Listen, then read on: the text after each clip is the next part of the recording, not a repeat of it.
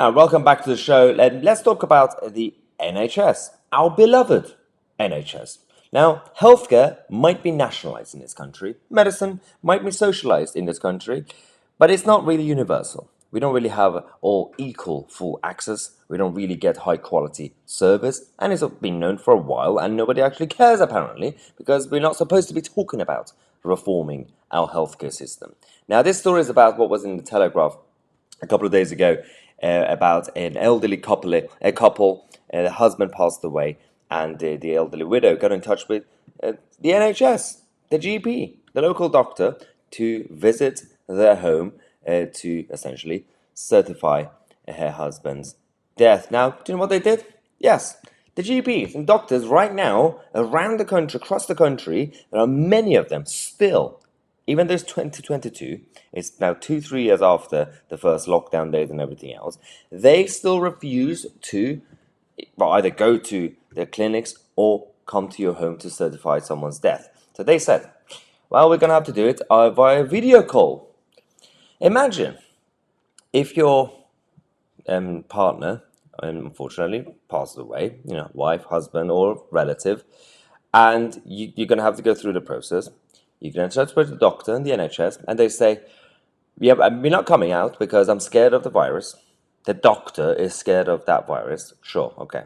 And then they say, while you're crying, while you're going through the trauma, they say, yeah, can you basically turn on your phone and essentially just, well, I can see from the camera here. I can, trust me, I'm fine. Now, what the friend of the widow said, the doctor sent a link to a video chat and said, hold the camera to the dead body. And she said, my friend at this point said, I can't. Can you do it, please, Moira? I mean, this is absolutely disgusting. There is a problem here because they actually break the rules themselves, these doctors and GPs who are refusing to actually do this. Because on the one hand, Her Majesty's Passport Office and the people who are responsible for identification and going through the process of updating your status, they say, seeing the deceased after death, i.e. viewing the body, will need to be in person and includes verifying the death. The NHS guidelines themselves says that verification of death should be carried out in person by a qualified health professional in a sensitive and compassionate manner. Now, do you really think that was compassionate? Do you really think that was sensitive? Do you really think that was even professional? No, of course it wasn't. Where is the outrage in society right now? Because we're not allowed to talk about this blind faith religion, the sacred cow of the NHS, because clearly these are the best system that we have. Because the people who are defending the NHS clearly don't care about the patients. They don't care about the taxpayer who fund it. They don't even care about the good doctors and nurses who are suffering under this model because they found the best scapegoat. They say, well, let's just blame political parties and just politicians and the voters and say, well, it's your fault.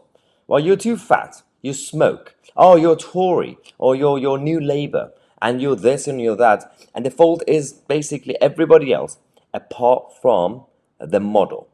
The structure needs to change. The whole thing needs to be reformed. And we know the solution. Nobody wants to talk about it. When you look at the Western European models, when you look at the Nordic models, we can take best practice, use best practice. You can keep your beloved healthcare system universal.